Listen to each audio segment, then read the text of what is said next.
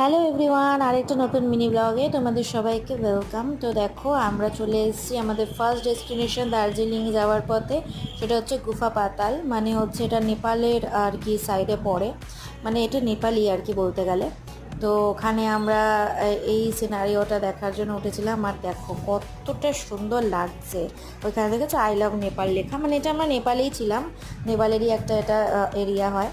তো এখানে একটু রিলস শ্যুট করে নিলাম, তারপরে দেখো জায়গাটার ভিউটা তোমাদের সুন্দর করে দেখানোর চেষ্টা করছি।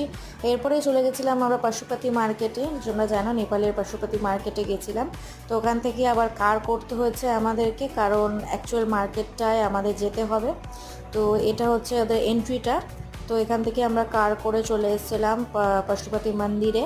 তো ওখানে ঠাকুরকে দর্শন করে নিয়ে আমরা মার্কেটটা একটু ঘুরে দেখছিলাম। ওখান থেকে অনেক শপিং টপিং করেছি। তো কেমন লাগলো জানিও, ভালো লাগলে লাইক শেয়ার সাবস্ক্রাইব করে দিও। টাটা।